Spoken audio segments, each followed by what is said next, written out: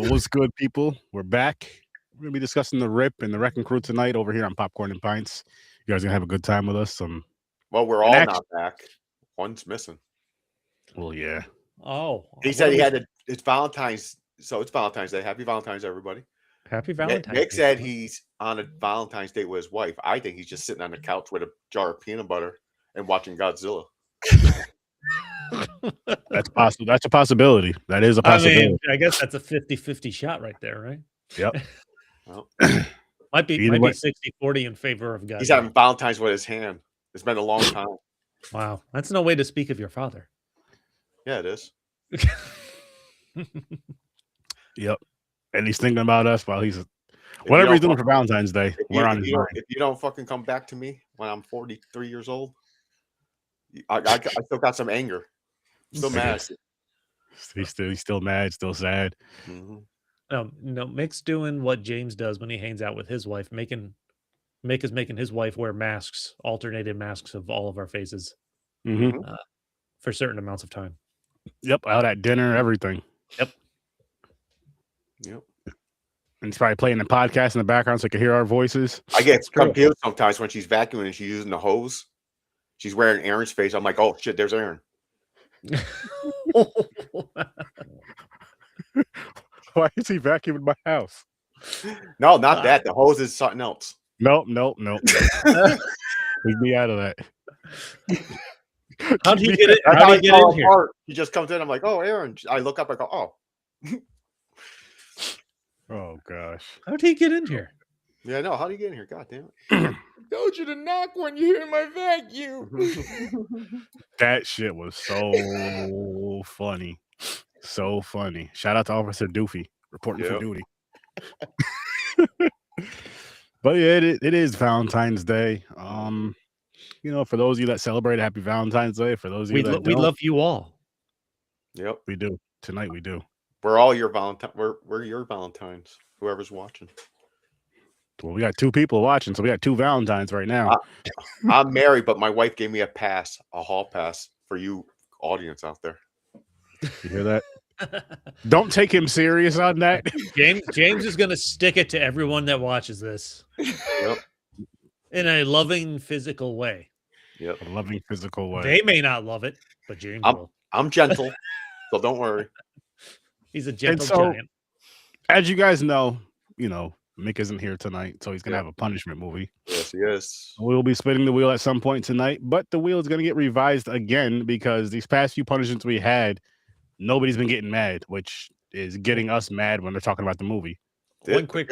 That's why I said don't fucking do Rotten Tomatoes, man. They're not real critics.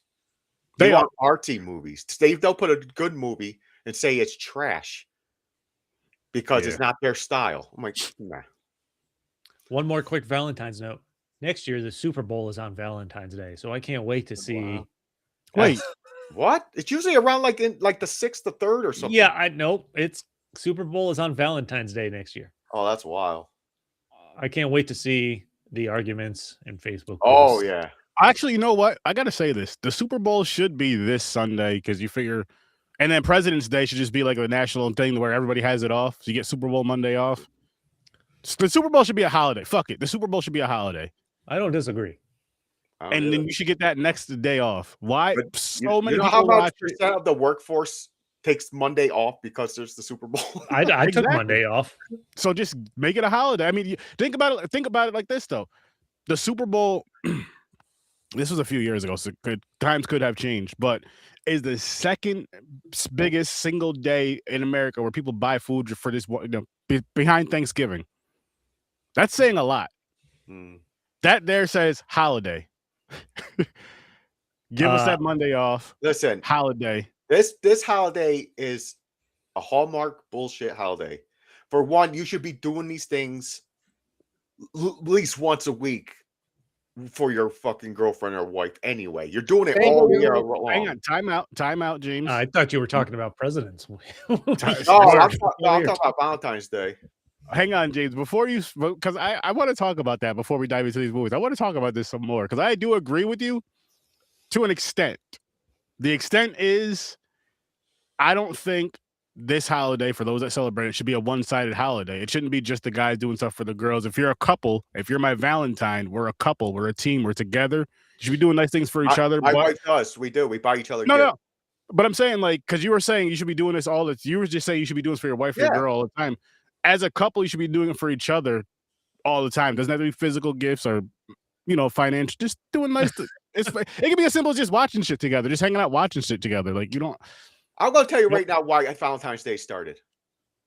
For one, because there's a lot of guys through the year never buy flowers for their girlfriend or nothing. So they're like, we're going to make them. The women got together like, we're going to make them. Like, we're going to get this day. They're going to buy us stuff. And they're going to be like, what about us? You don't get nothing. They're like, we're going to give you sex on Valentine's Day if you're lucky. So the guys are like, okay, fine, that's cool. So they think Valentine's Day is automatic. And we have it's a free back no headache excuse that night, holiday history with James. Yeah. Yeah. It's to sell flowers and roses and fucking teddy bears and chocolate. This is a new segment we're introducing: holidays with James. Holiday history with James. So now listen, I'll have a different thought about it. If it was on a weekday and I had the day off from work, then Valentine's Day would be awesome. Then it would count. It'll count. But it's because you got to work it. Fuck that shit. But no, I mean, but seriously though, like I feel the same way about weddings. Like I feel, and I know there's a lot of women that like to be married, but there's a lot of men that want to be married, this, that, and the third. And I feel with both of those days, it should be that couple being celebrated. It's not all about that one person. I think that's a selfish way of doing things, a selfish way of looking at things and going into things. But that's just my 2 cents. And you can say what you guys say in the comments. The balance is mostly these things are for women. Women love this stuff. There is men who want it too, but the women is the reason why we have these things. For example, marriage. How many people care about that piece of paper? I know most guys are like, what are you talking about? You are my wife. I've been together 10 years. But then the girls are like, nope, you got to sign a paper to make it official. I have to see it. I got to see her signature. I'm gonna be honest. I wanted to get married before I got married. Oh, I always did too. I wanted to be a father, get married, own my own house. So but what I'm saying, so that right there just proves it's not just about women wanting to be married. If you just said you wanted to be married, like there was no pressure from my wife at all. No pressure, none of that. I think it's the term old school. I don't know what the new kids say. Settle down. Yeah, I wanted to settle down, and that includes marriage. That's dope. That was part of it. I didn't want just a girlfriend, and a month later we break up. I was like, I want to know you love me. We're in this for a long time. So, but just again going back to it. The only day that should be about you is your birthday. If you want to have something that's like about you, the day you were born. Valentine's Day, if you're in a relationship, it should be about both people. Whoever's in that couple or whatever, however your relationships work, that's none of my business. But it should be about everybody in the relationship, not just Valentine's Day. That's how me and my wife do that. We always do a dinner or something, a breakfast, and we get each other gifts. By the way, that does not everybody in the relationship does not exclude thruples. No, that's why I said any however the relationship works. However the relationship works, that's none of our business. I'm just saying. What do you think? Everybody. What's the term where you have more than multiple wives? Polygamy. Yeah. What do you think? Wait a minute. I thought polygamy. That's it. Yeah. What's Valentine's Day like for polygamists? A guy that has 6 wives. It depends. He's screwed. If he does it right, they all like each other and they all are like a unit together. So they'll appreciate each other. You know what I mean? He's like, here's a vacuum. Each of you get one today. No, I don't think that. That dude's got to be wiped out by 10 a.m. I don't know how people would do that. I would be too tired. Neo does it. I'm like, listen, I have a hard time handling one. Yeah, Neo doesn't. He says it's a balancing act of everybody kind of like working off each other's strengths. So like one person's a really nurturing person, so they take care of the kids. We're talking about Valentine's Day, though. Yeah, I know. Yeah, that's true. Not living that lifestyle, just Valentine's Day. Oh, just on Valentine's Day? Oh, you know what it is? They probably don't celebrate because the men are like, fuck that, I got 6 wives. I'm not buying 6 things.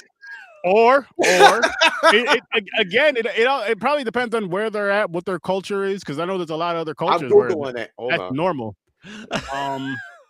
how their finances are. Take a trip. What is it called?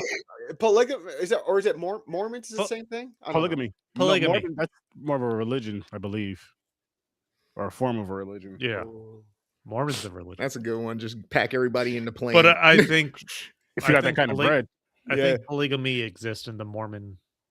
Yeah, I believe so too. Not in the way we're talking about it at all. But they do celebrate Valentine's Day. Yeah, they would. I just again. I thought it would be a rule like, hey, listen, I got 6 of you. I'm broke. I only work at Burger King. What do you want? It depends. Hey, James, it depends on that relationship. It depends on that relationship. Chocolate and I'll open it up and take them out and split them. I took that in a way different way that you were talking. Yeah, splitting them. But I mean, again, depends on the relationship. It could be something where if it's all those people there, they all go out to eat, they all chip in to throw, and then they all chip in for a trip. Because again, I'm just saying it's a lot. It's a lot easier if you do it as a team, not just throwing it on one. Again, it sounds like a dream come true. Multiple wives or girlfriends, right? No, there's nothing that sounds great about that. That don't sound good at all. That's what I'm saying. I don't have birthdays, holidays. No, yeah, I don't have the energy. You guys are just talking about the easy stuff. I'm thinking about Shark Week. Like if they all sync up in that same week, what are you doing? Oh dear God, they'll all be on the same cycle. Yeah. Oh yeah, they would. That's when you leave. You have to leave. Okay, town. Actually, since this is a different scenario. Say you're in this lifestyle, a different scenario. Choose it. Here's this crazy thing. No disrespect to anybody out there, but instead of that same cycle on the same week, it's either the same week or a full month. Once a week. That sucks. There's just a month of the year where you can't be home. Yeah. No, every month, every other weekend. Yeah. Well, you know, the thing is, man. I watched National Geographic before, and there's this tribe that makes a house when the women have it on their monthly. They put them all in the same house to get them away from them.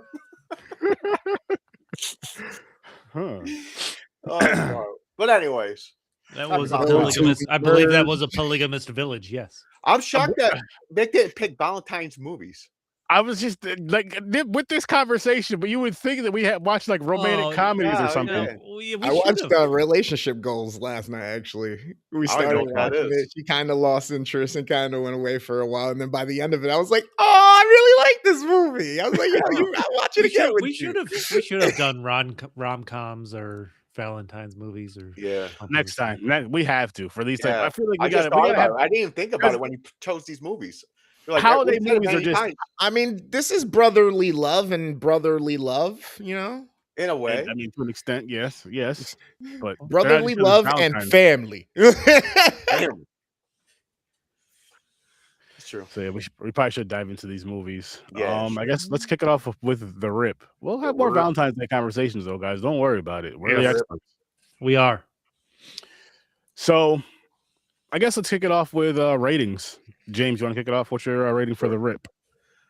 As of right now, I'm going to say a 6. 6. Stories? I was going to go 6.5. Gamer? I'm going 7.5. I'm going to go a solid 7. As of right now, I'm going to go with a solid 7. I feel like I'm going to get talked into a 7.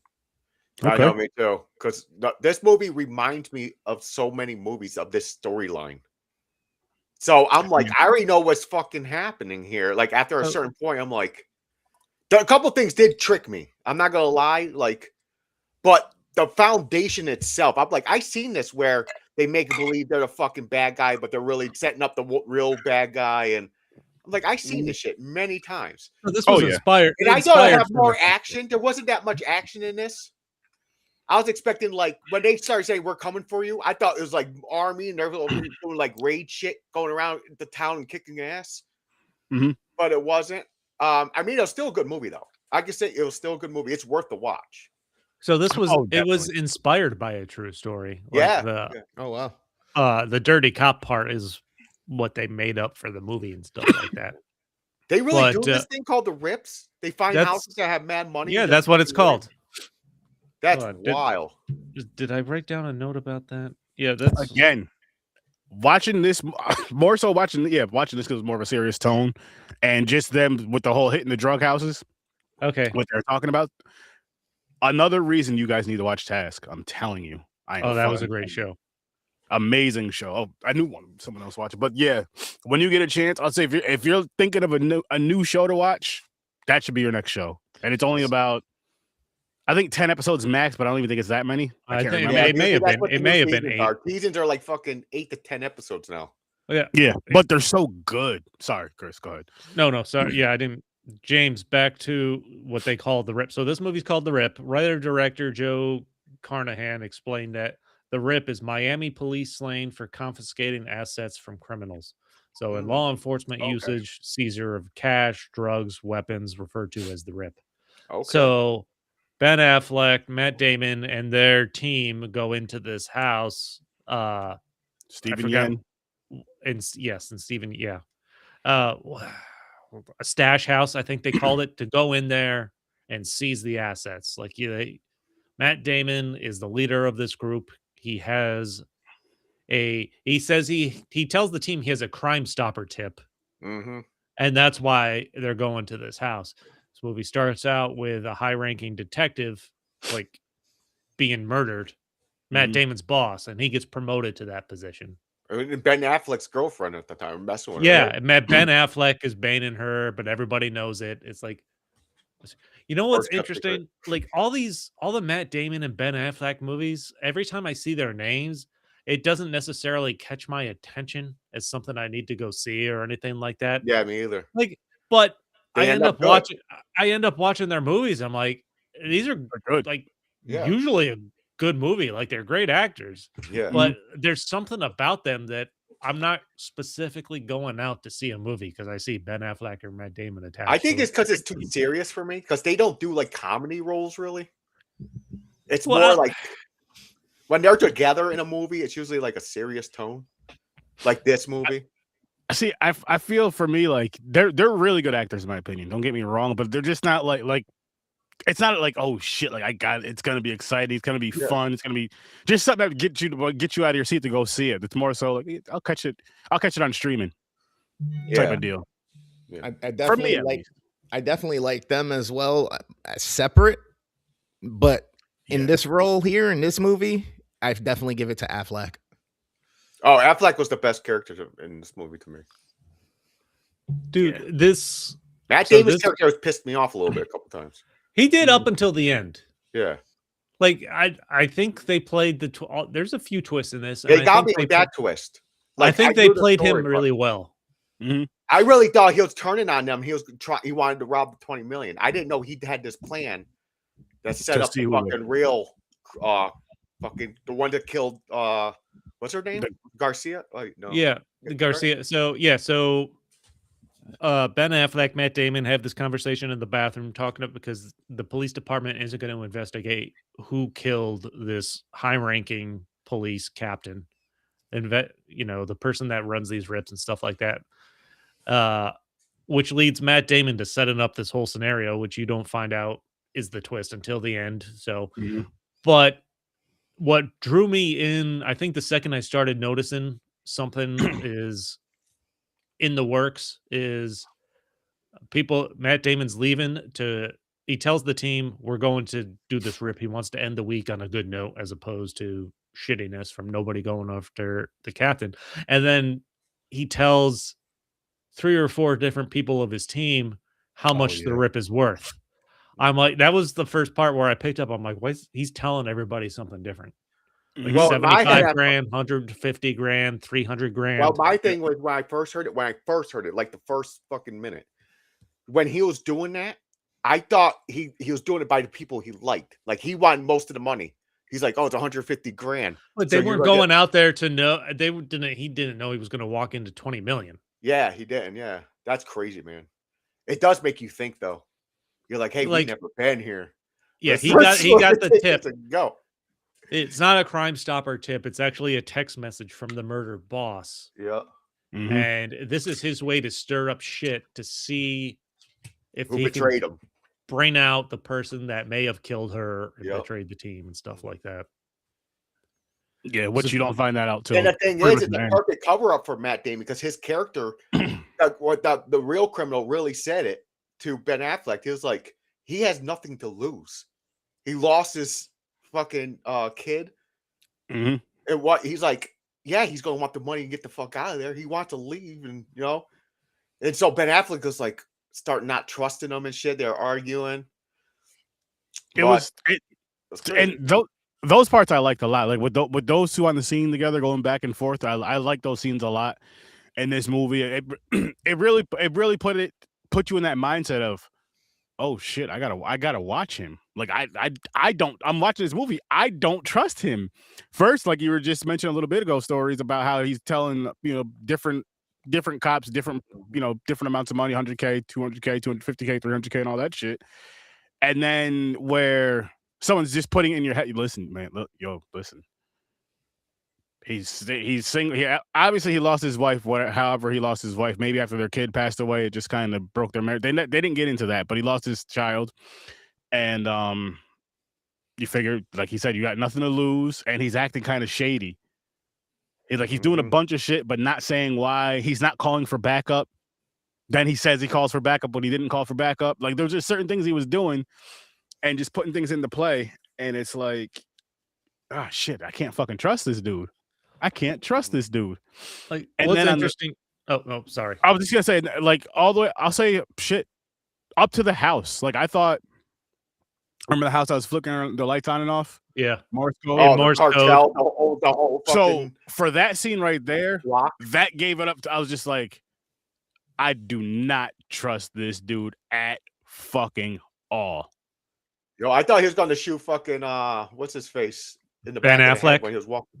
No, his name was Mike in the movie, but Steven Yen's character. Oh, yeah, as he was walking. Listen, let's real quick. Every time I see him, I picture him with his eyeball hanging out from Walking Dead. I just think of him in The Walking Dead. I didn't get that far in the series. I know what happened, but I stopped. Like I didn't even watch The Walking Dead, and I just think poor Glenn.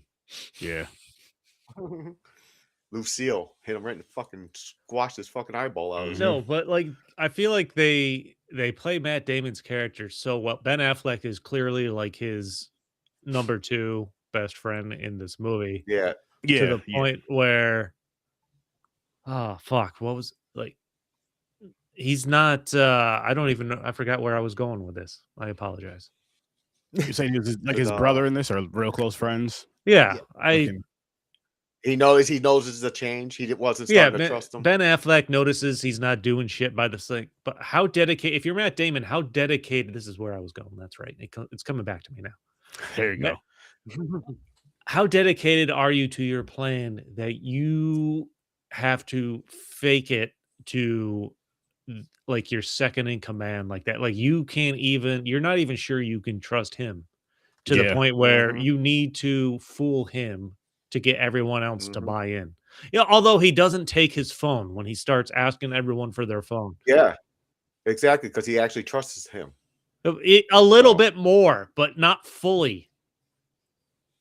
Well, I think he said he was playing it off. Until he gets the phone call where they specifically say on the phone, it's not worth dying for 150 grand, which is the number he gave Glenn. Yep. Yep.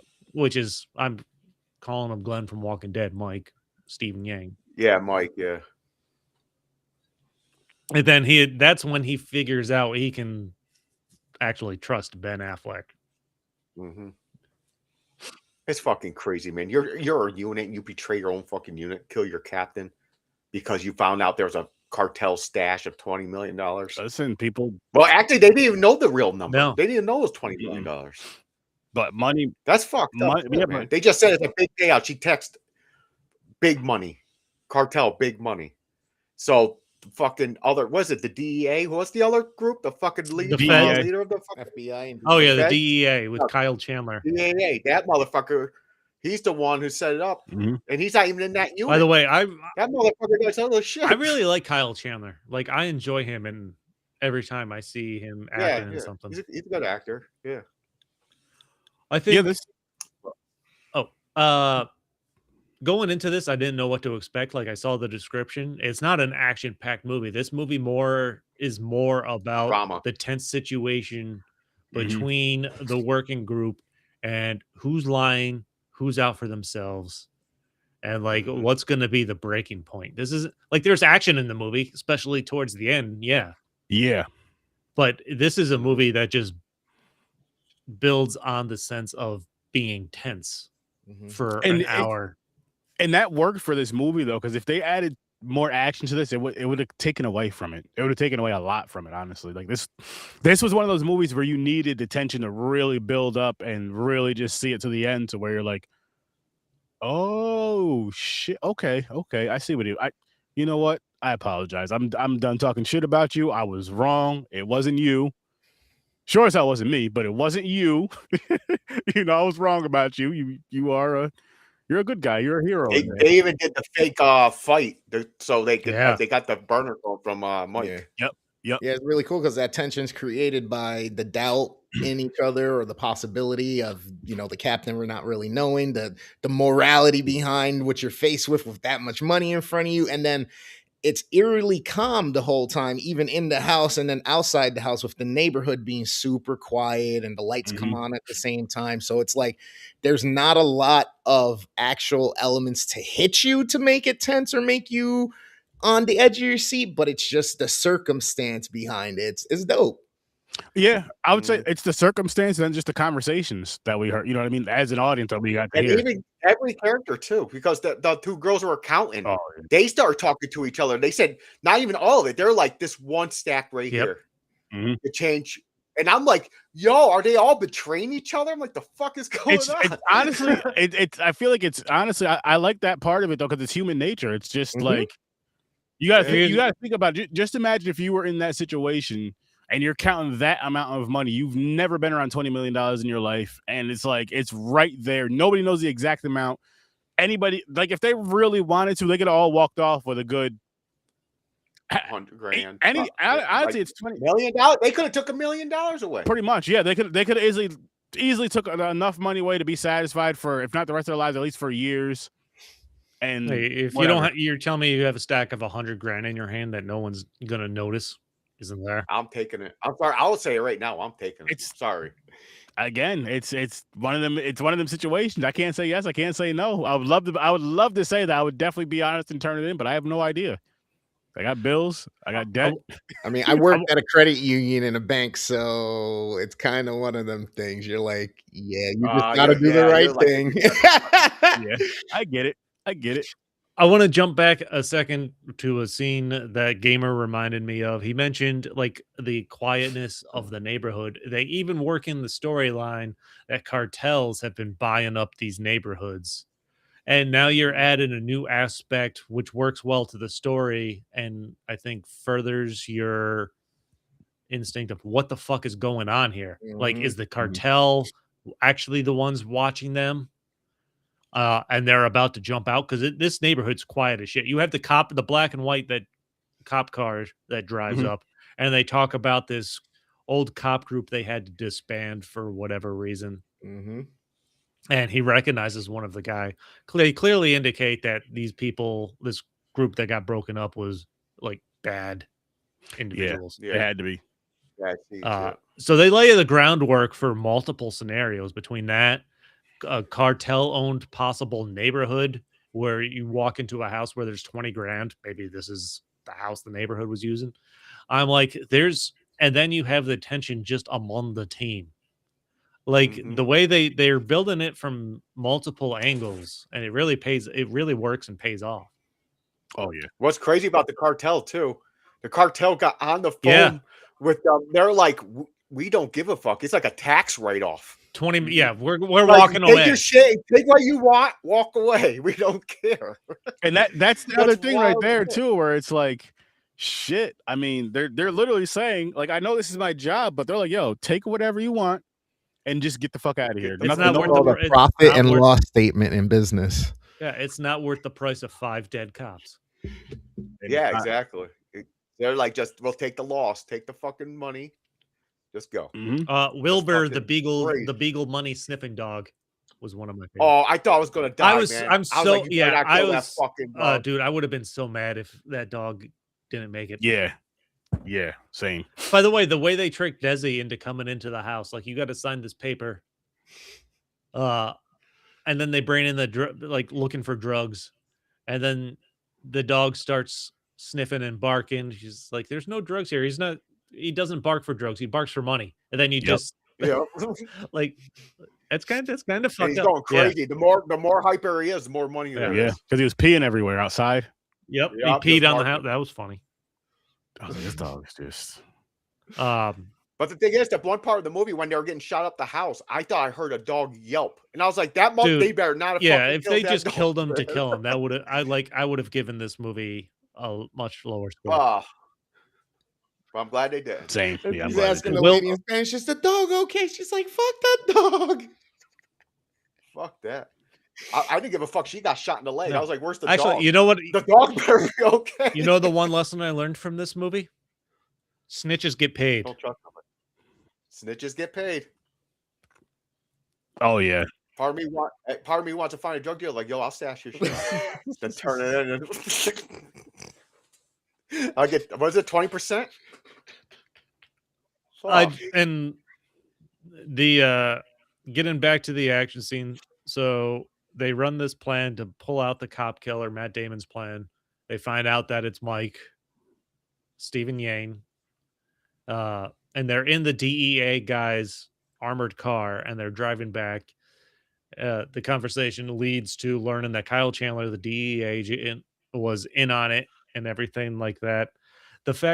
And I enjoyed that he had them on speakerphone as Kyle Chandler's trying to convince Matt Damon and Ben Affleck. He's like, "I said you were on speaker and the feds are listening on the other end." Yeah. Yeah, he made a mistake there. He thought he hung up or something. He just had that on his life. He's like, "I'm on speaker, man. What the fuck you doing?" Yeah, that was funny. That was funny. That was good. And what I didn't expect and really appreciated is the full circle moment. Like, the movie starts out with Jackie, the high-ranking detective that gets killed, on a phone. Yeah. She is trying to help somebody that clearly she hasn't told other people about or anything like that before she gets killed. And then at the end, you find out this girl, Desi, that Matt Damon and Ben Affleck went into this house for the rip. This is the girl she was trying to help. Mm-hmm. Like, and then so they ended up helping her at the end. And you have the moment where Matt Damon and Desi are talking at the end after she gets her cut of the $20 million, because snitches get paid. You're like, Jackie led me to you, so everything's good. Like, it was a good full circle moment. Yeah, definitely. It was a good movie.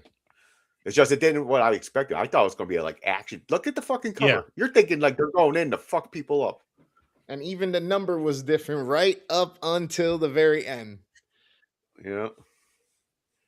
Just so you can see the cover. James mentioned it. Yeah. Even the captain didn't. The feds didn't trust them. They're going around to each one like, how much money is there? Yeah. How much you count? Well, and they really told the truth. They gave it all. They're like, we're not crooked, man. I did this for a reason. So I did this for a reason. Well, you know what I said earlier? They didn't know they were walking into 20 million. Did Matt Damon take that money? Was he able to borrow that money? Like, you have to know what's going on. Like, you got to know you're walking into more and then play it off, I think. Mm-hmm. I know they got some balls, though. If I found out that the fucking cartel bought up the whole block, I'm not going to walk down the street. Yeah. We didn't spin it yet, Mick. Yeah, I like that he can't make the episode because he's having Valentine's with his wife, but he's got plenty of comments. Yeah, he's thinking enjoy the peanut butter and Godzilla movies, because that's all, I know that's what you're doing. You're sitting there. Peanut butter and Godzilla. Because if he was on a date right now with his wife, he wouldn't be on here talking to us. He misses his child. She's in the bathroom. She's in the bathroom. He had a minute. Guilty. No, he gets a punishment, Jason. Oh yeah, we don't care. Oh yeah, Jay. Yeah. He knows. Weddings, funerals, and babies being born. No, and it has. Listen. And It has to be your own wedding. You can't just be, oh, I'm going to my so-and-so's. I don't give a shit whose wedding it is. To be fair, I missed an episode. My dog died, so that can't. That's different. Oh, you didn't get a punishment for that. No. Just stating, that's why I didn't get a punishment. Oh, yeah. Rightfully so. Oh, shit. Mama Dukes is in here. What's up, Mom? Happy Valentine's Day. Mama. Hey. It's been a while. It has been. Traitor. Gotta start watching more of us. Yeah. At least like the video or something. Jesus. Oh, but you know what? No, I'll bump this up to a 7. I think there's not the action I expected going into it, but the way it's a layered story that builds on tension up until your climax where the action really kicks in that last 30 minutes. And it's got the twists. Like they really build out Matt Damon's character where you think, fuck man, he is trying to go after this money. And then he fills in the story once he gets the phone call. Like, something's going on and it's just building towards it. But what's going on early when he starts telling people the rip's worth different amounts of money. Yeah, it's crazy. I'm bumping mine up too. Put 6.5 because it is better. 6.5. Okay. Yeah, I had a feel because that's why I was teetering back and forth. I couldn't tell. I was like, because I was fighting that if it had more action, it would be a higher score. But then when we're talking about you're right, the tension wouldn't be the same. If it's just 10 minutes of story and then the rest of it's action, I'm like, yeah, it would take a little away. It would take a little away, in my opinion. But anybody else have anything they want to say about the rip or change their ratings? I say check it out. Yeah, definitely check it out. Definitely worth a watch. It's so I'll say this because I say, is it worth Netflix for my new thing that I've been saying for movies I've been watching, whether it's on the pods or not, is would it be worth the late fees? And for those of you who don't know what I'm talking about, it's when back in the day we used to have to leave our house. You want to date us? That's what it is. To rent a movie. You go, you have to leave your house to go rent a movie on VHS or DVD or Blu-ray eventually. But we're more VHS based. And if you brought that movie back late, the date after you're supposed to bring it back, there was a late fee. Those were great days, man. Yes, they were. I miss them. And it was worth it because but you had to watch it one more time. You're like, I'm going to pay the late fee. And as good as this movie was, the rip was, I don't think it would be worth the late fees, in my opinion. But good movie, enjoyable movie. Definitely worth at least a one-time, maybe even a two-time watch. I would say that it's worth a rental, but it's not worth the late fees. So you guys should definitely check it out. I'd say you could argue the 2-time watch based on the twists and turns. Yeah, that you end up on, and then going back and rewatching to see the signs for it. Which I want to say really quick. I mean, we had the same thing with The Prestige last week. That's what this movie made me think of as we were watching this. It's got twists and turns. Yeah. And I'm just like, I like that we got these type of movies back to back as far as how the twist and turns in the film. I really like that, especially with last week's movie. I thought that movie was amazing. But on to the Wrecking Crew. And I have to hang on. I gotta say something, guys. I have to say something. Listen, Jason Momoa. I gotta say something to you, man. I've been talking a lot of shit about your acting lately. A lot of shit. Because you're an awesome guy. You're a cool guy. You'd be fun as hell to hang out with. But I don't think you're a lead actor in like solo type film like Aquaman. I know the script sucked and all that other bullshit, but no thanks. Let me say this though. For this, you're awesome in something like this is perfect. Buddy cop movies. Yeah. Just where you're not like the main solo character, the main like lead guy. That's not your strong suit. And there's nothing wrong with that. There's nothing wrong with that at all. But this right here was probably my favorite performance I've ever seen you in by far. Keep it up, big guy. Keep it up. Because this was very, very entertaining. Like, because you're funny. You have a good sense of humor. You're a big dude with action and all that cool stuff too. So that works. But I had a really, really, really good time with this movie. Batista, you also did awesome. But I feel like I've seen you in Guardians of the Galaxy and movies like that. I thought you were awesome in those. I haven't seen anything else, but I will be looking more forward to seeing you in more movies. But this is about Jason. This, again, is my favorite thing I've ever seen you in. My favorite thing I've ever seen you in. Keep it up. Keep it up. Keep it up. And I know you're supposed to be in a DC movie. What movie is that? Supergirl, baby. Supergirl. Who is he playing again, though? Lobo. Lobo, yes. That's my moment. I am looking forward to you playing Lobo. Dude, the trailer looks great, and I look forward to seeing him in it. Lobo is almost the same character as this dude. That's what I was getting at. Very similar, more violent, and but I had to say that, guys. I had to let him know. No, I totally agree with you. I'm usually not a thing with his movies, but he made me laugh in this movie. You're not wrong. Jason Momoa is great when he's not the main character that I've seen so far. Mm-hmm. I'm trying not to hold Aquaman against him because I think that was just a lot of bad stuff coming together all at once. That's not all on him. But yeah, but I mean, still, like that, just his acting in that wasn't that great either. No, I'm not saying, no, I'm not. But I'm sure the script and everything else sucked.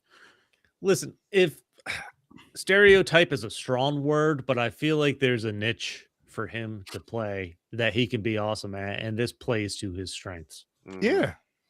Hell yeah. And there's nothing wrong with that. I mean, I can't wait to see how good he does in Lobo, because I do have some faith in him for Lobo, because it's a very similar character to this one here that he played. But yeah, I like this movie surprised me, because I was like, it's probably gonna be a good time, whatever. But I was like, Jason Momoa and his acting, it just, like, again, cool guy. You see him in interviews, he's always nice and polite, this, that, and the third. Awesome, cool. Seeing him on some YouTube videos, awesome, cool, great. Would love to have him on the channel. Would love to hang out with him. Love to go to Hawaii with him, hang out, and get some good food. But I'm just like, oh man, is he gonna ruin this movie for me? Just, is it gonna be that? But no, the acting was perfect. Not perfect, but for this type of role, it was great. It was a great time. I'm ready to dive into ratings if you guys are. Yeah. I gave this movie a 10. Wow. More so because, okay, here's my reasons. No, I'll let you guys give your ratings, and I'll give my reasons after. What do you got, James? See, I was high up there. I'm going with an 8. Okay. What about you, Stories? I'm actually all aboard the 8. I watched this twice, and it's just entertaining all the way through. Pretty much. I would definitely watch this one again. What about you, Gamer? Yeah, I'm kind of in the same camp as you guys. After watching it, I was torn between 7, 8. I'm leaning more towards the 8 right now. So put me in an 8 at the moment. Okay. All right. I gave this movie a 10. Now, as far as it being like a 10, like movie-wise 10, no, it's not. It's more of like a 7, 8. But those extra couple points I gave, I'll say the extra 2 points, I was probably giving it an 8 regularly. It was just so fucking entertaining from beginning to end. It was really entertaining. It was funny. And I guess I enjoy action comedies more than I think I like action comedies more than action movies. Mm-hmm. Because you get a good mix of the action, of course, but you also get just some funny, silly, nonsense, ridiculous fights and all this other stuff that just, like, it makes sense, but it doesn't. You know what I mean? And for this movie, it made sense. I had a great fucking time with it. And I'm just like, I want to see these two and more team up movies like this. Like, I could watch these two together and other stuff. Yeah. I definitely want to see. Yeah.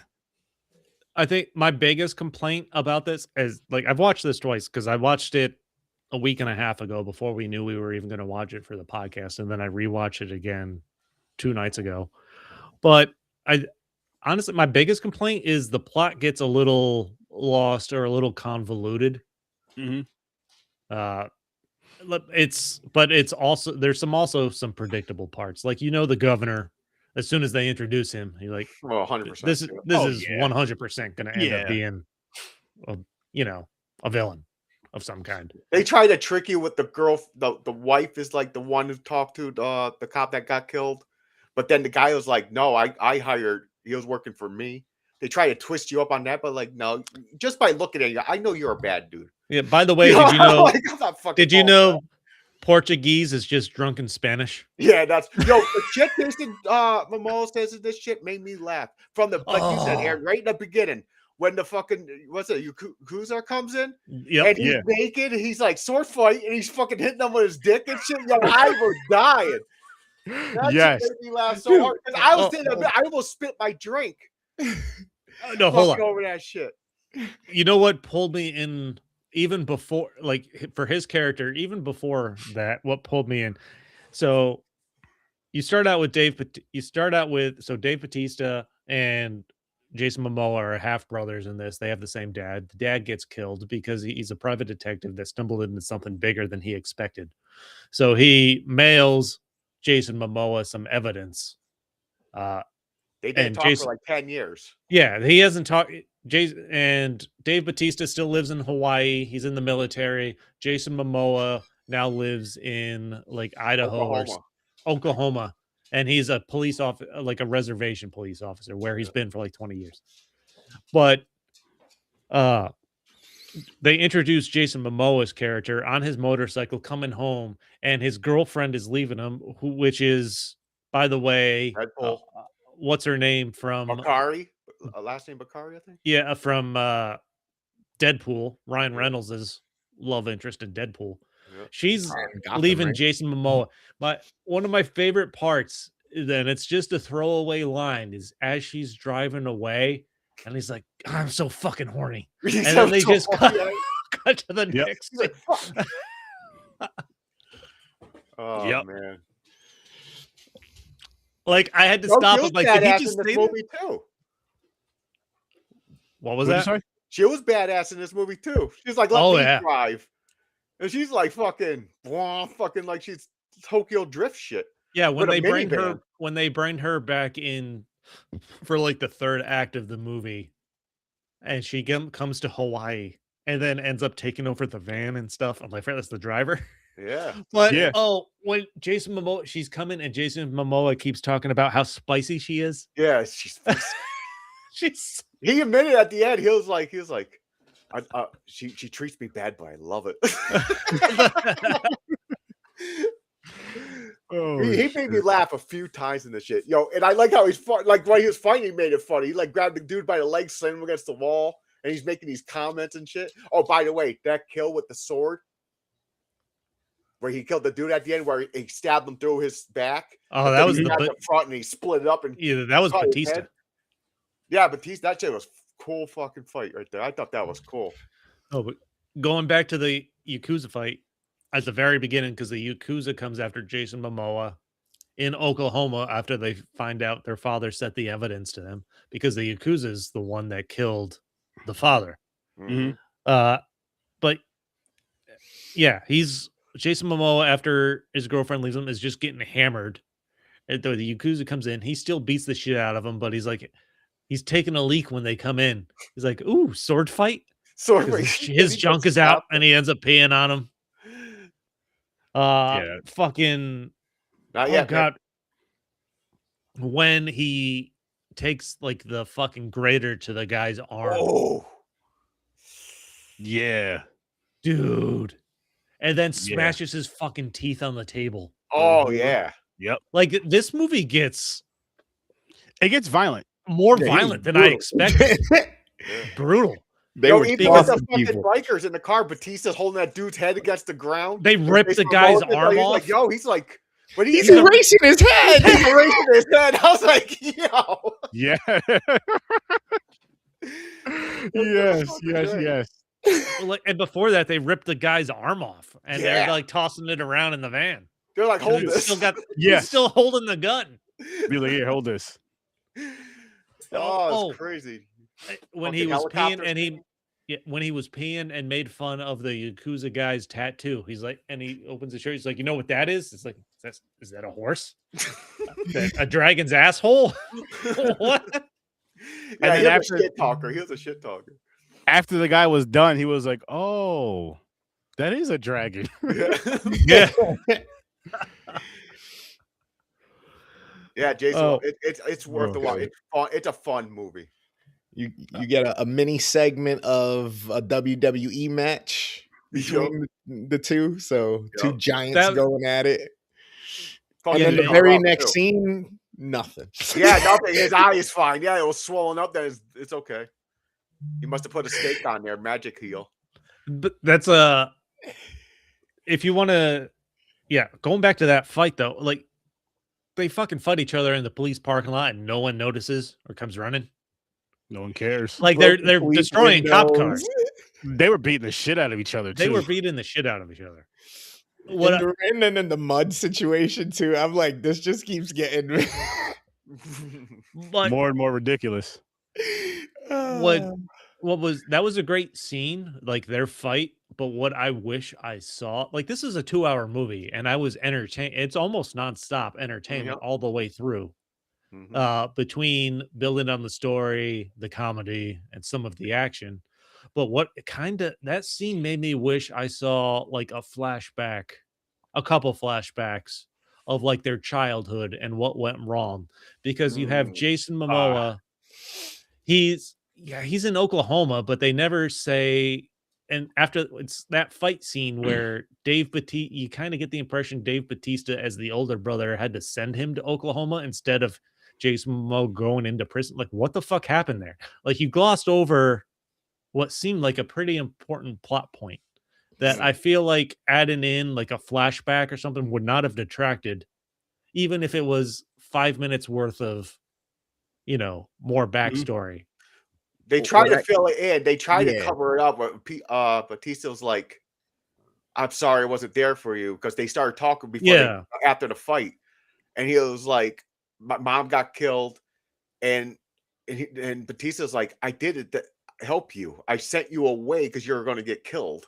Yeah, it seemed like he got into the wrong type of crowd, and maybe he used to run with the old dude who sent the message to him to get off the island, and he must have been targeted by him as well. So Batista said, hey, I'm the only person left to be able to make a call here. I got to save my brother.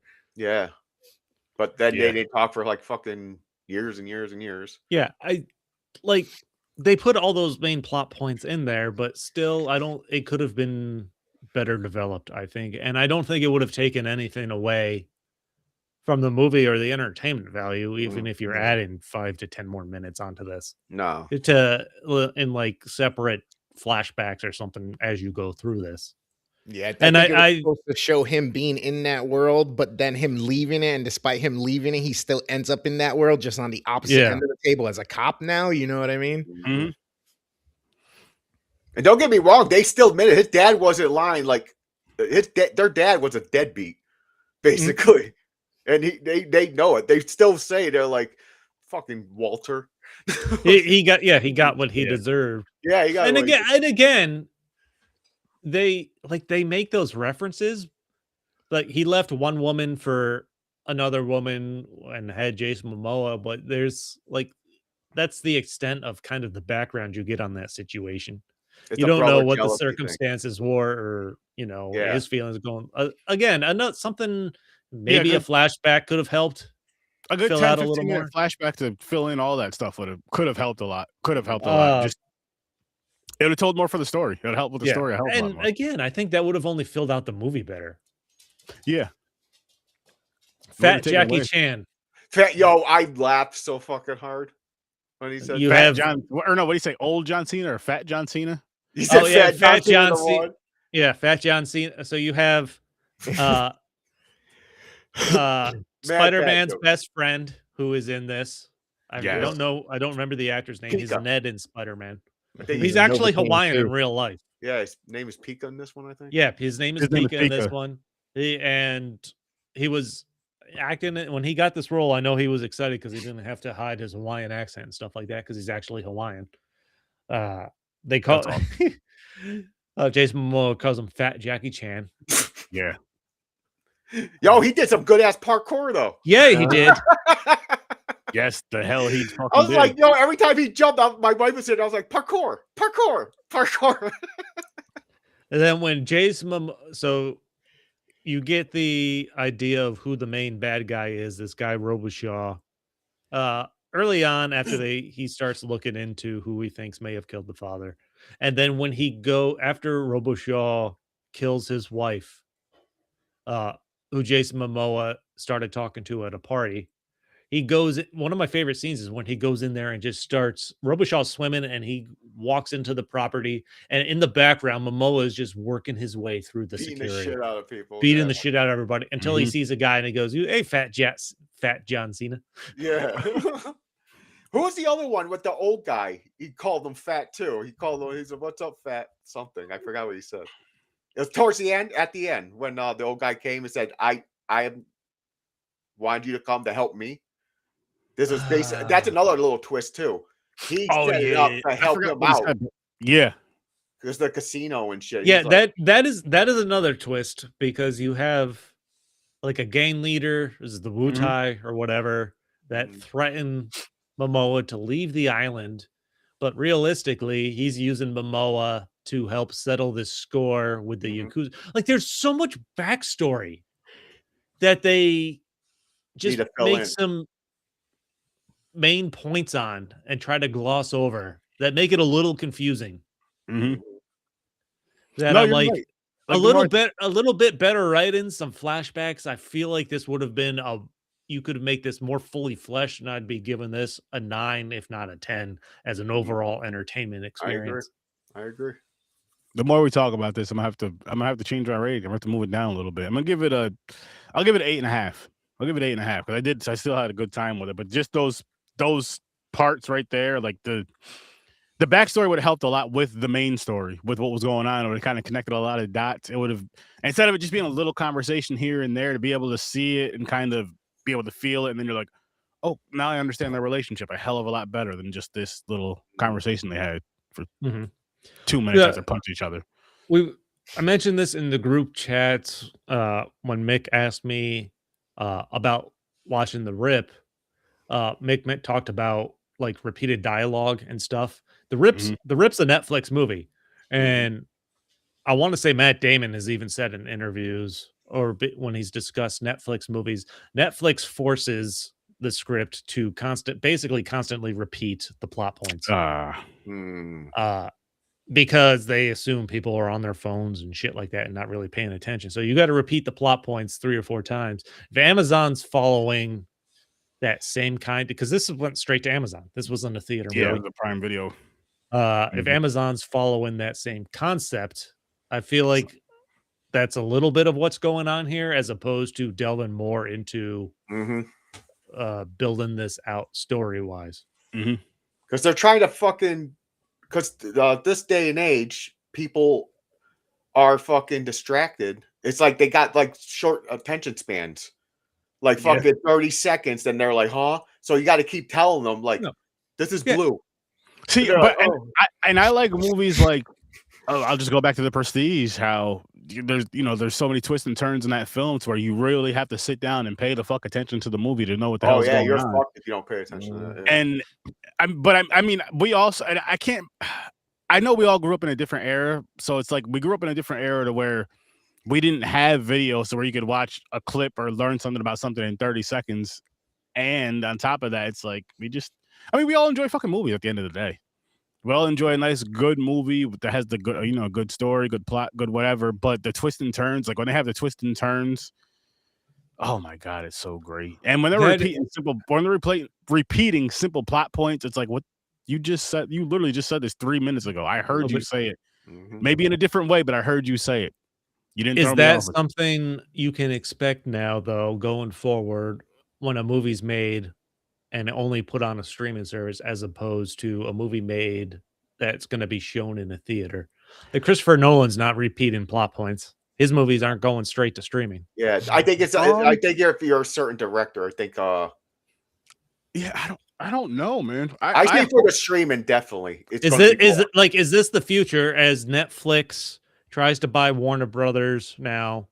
Like, is this only going to expand on this type of what's the term? Just like carbon copy storytelling? I mean, we've had that for years anyway, but I hope it doesn't get to that point where it's just like, I literally just watched this movie yesterday. And you're watching 15 different movies. We watched a lot of different movies. It's content. Streaming services are making content. Yeah. That's it. Yep. That's And why they they'll know- do one season of movies- something. Like Netflix is known for it. They'll do a season of something. And you're like, oh, can't wait for season 2. They're like, now we're trashing it because we're bringing something new in. No, Mick yeah, just said that. They don't care. They just want your attention. And once you lose the attention a little bit, they're like, next. Let's do the next thing. Let's get them. Movies and cinemas will be better. So I hope so. And I mean, I am happy that we're starting to get more and more independent stuff. So that'll help a lot, and that's just something we're gonna have to support a lot more. Is the independent movies when they come out into theater or on streaming. Make sure we watch those, because there's a lot of them that are just fucking good as hell. Mm-hmm. There's a lot that are really good, and Mick was right on this one. He said, yo, you should, before he picked it for the movies, he watched it beforehand. And he was like, James, you got to watch The Wrecking Crew. I'm like, really? I looked, I was like, Momoa was in it. I'm like, I don't give a fuck. He was like, I think you'll like it. Oh, I liked it. Yeah, this movie was funny. Yeah, by no means am I saying either of these movies are bad, but No, they're good. I, at the same time, now that I think about it, I'm getting a little concerned that it's going to be a wash, rinse, repeat, or It could be. whatever the term is. Well, especially the more that Amazon and fucking Netflix are just buying everything. Buying up everything. Yeah. And I mean, again, it just makes us as individuals, us as what's the word I'm looking for? Movie watchers. We just have to support indie. I mean, we're an independent show. Just gotta support independent movies more. Vote with your dollars. Oh, with but your eyeballs, with your clicks. Yeah.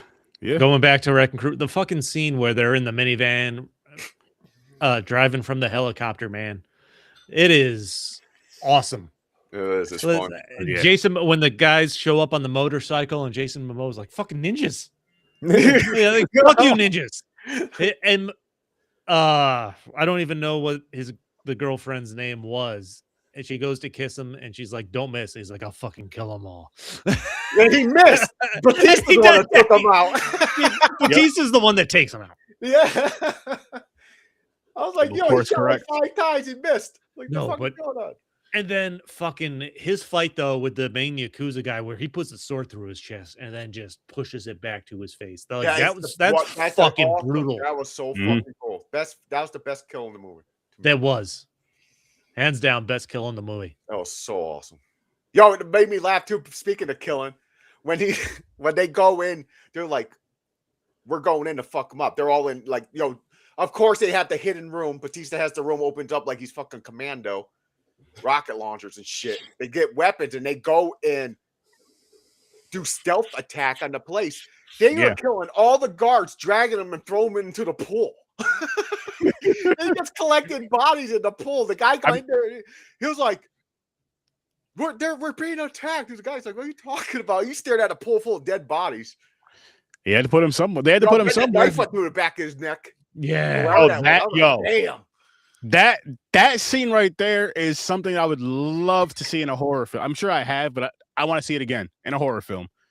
More blood, of course, but that was just dope. Like, I love when they do shit like that in these type of movies, these type of action films. Of course, I'm more into the Asian type of action films with the swords and all that good shit. But hand-to-hand combat, hand-to-hand combat, yeah, almost. Well, yeah, hand-to-hand combat, close combat, not gun fu.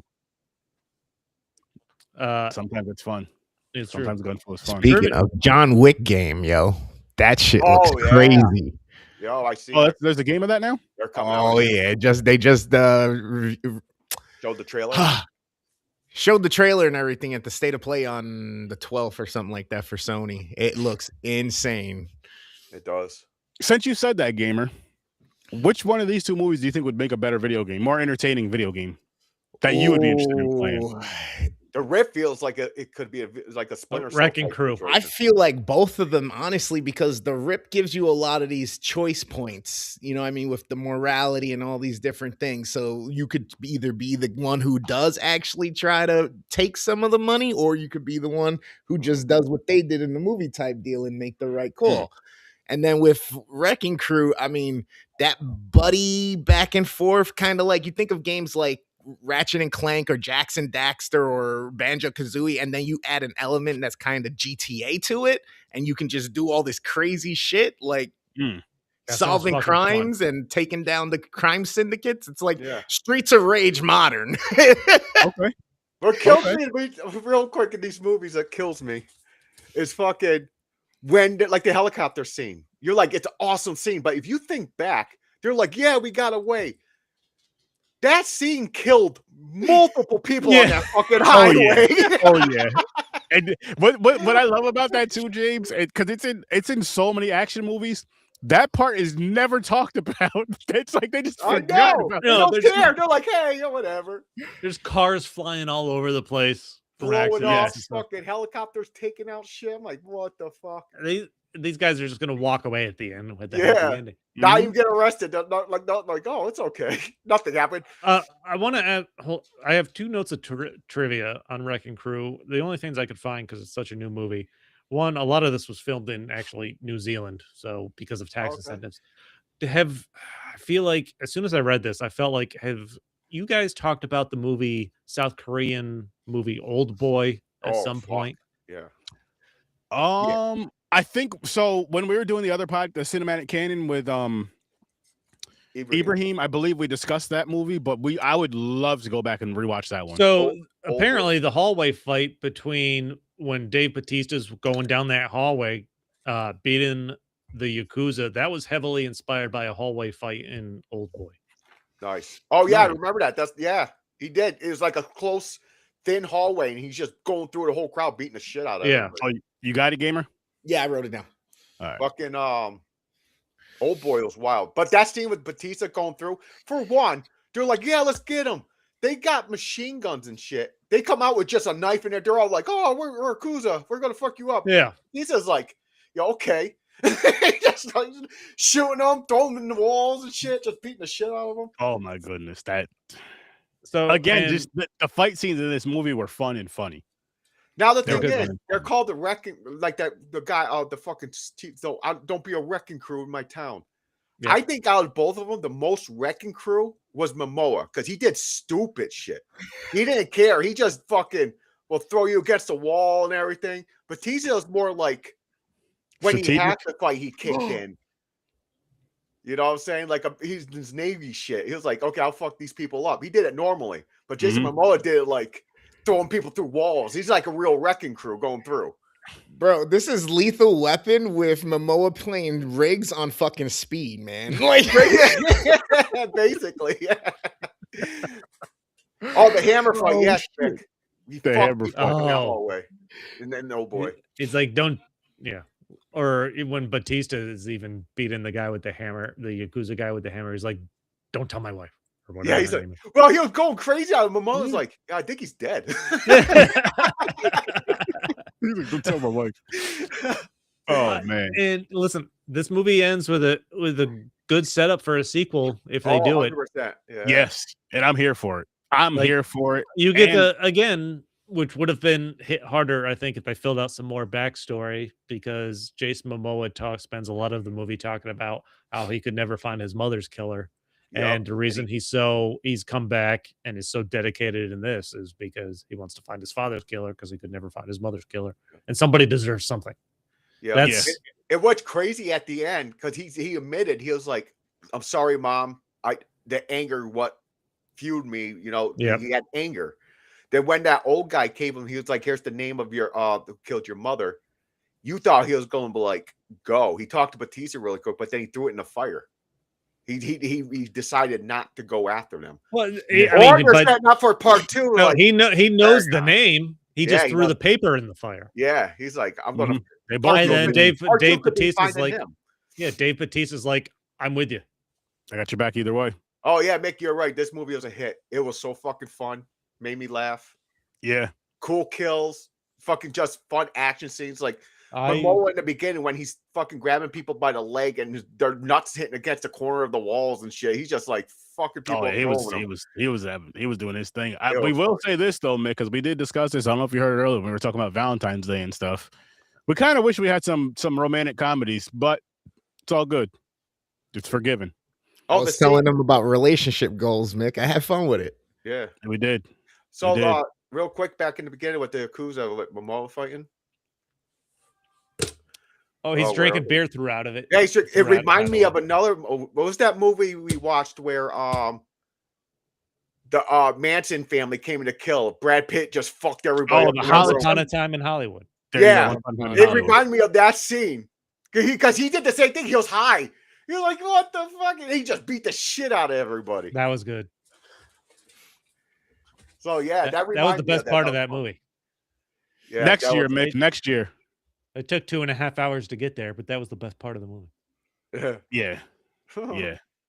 It was a little long. That's one thing I can say about this movie. They could have cut out some part. Or I mean, if you're gonna make it 2 hours, like you were saying, again, add in that extra stuff. Yeah, take away the filler stuff and add in that extra stuff that's gonna help the story more. This movie's 2 hour, a few minutes over 2 hours as is, and I still thought it was entertaining all the way through. But you could lose some of this and fill it in with some backstory, or add 5 minutes of flashbacks to better fill out that backstory, and I'd still be. I'd say a good like 10, 15 minutes. You could do. Yeah. The movie, like a fucking couple minutes here and there, just to flashback things. It would have worked, yeah. But I think they made this movie just for entertainment. I think it was just to make people laugh and fuck things up. Oh, it did the job as far as that goes. But again, like it could have easily been a better movie with just a few more what we said about this movie. Not a bad movie though. Not a bad movie. I had a good time with it. I'm gonna stick with my 8.5. I guess I went a little crazy giving it a 10, but no, because that's how you felt at the moment. You had a really good fucking time, and you say you go by feelings at the time. I do. Well, I like it's a mixture of things, but as far as I'm just like, it's not that good of a movie to where it's fair to give it a 10. Yeah, but it's a great fucking time. Like it is a great. You're not gonna be upset watching this movie. That's why I gave it an 8, because I'm sticking with the 8 too. I think it's a solid 8. Let's see what Mick has to watch. Just like in my pants. What, Mick has to watch in your pants? I meant the solid 8. Oh, okay. Oh no, it's a solid 3 for me. Is this the punishment wheel? Oh, it is. Yeah. Bad guys. We are going to revise the punishment wheel. Bad guys. Bad girls. Bad girls. Wait. Oh, bad girls. Oh, Aaron wrote it wrong. It's bad girls. It's a classic Western, Mick. It's a spaghetti Western. So it's bad girls, not bad guys, but I will fix that. Spaghetti strap Western. Yeah, Mick. They should say the backstory every 15 minutes. Oh, shit. Because I was curious, like, was Momoa being like, Batista was pissed at him because the father went to his mother, left his mother type situation? I got a little confused on the family dynamics. Jason just got Bad Girls on VHS for 25 cents. I get the sense that was 20 cents too many. I just dropped it in the P&P chat for you, Mick. Heck yeah. I hope that movie annoys the fuck out of him. Like I'm hoping and crossing my fingers. He probably seen it already. He said he knows it. He said, "Oh God!" See what I mean? I think he's seen it already. He's like, "I gotta watch this shit again." But again, you know what he's not doing is spending time with his wife. If he's sitting here, yeah, I know. What the hell is that, Dad? You're supposed to be the example for all of us, Mick. Yeah. 1 second, buddy. He gave her chocolate, gave her a hug and a kiss, and that was their date. And he, like I said, he sat on the couch with peanut butter, watching Godzilla. Yep, watching Godzilla. That's his true Valentine. What's up, Grandizer? Thanks for joining. Appreciate you popping in here. He remembered when it came out. You know, are you talking about Bad Girls? He's like a year, less than a year older than me or something like that. That makes it all the more impressive he's your father. And this motherfucker's like, I remember when it came out in 1984. I was only 1 year old. I know when this shit came. Oh my God. You said romantic comedy. What about anti-Valentine's? Yeah, we would have done something like that. Maybe next Valentine's Day we'll try to do something. I wasn't a fan of forgetting Sarah Marshall. It was forgettable. Like I know I see what you did there, James. I don't know if you did it on purpose or not, but I like what you did there. I don't think that was on purpose. No.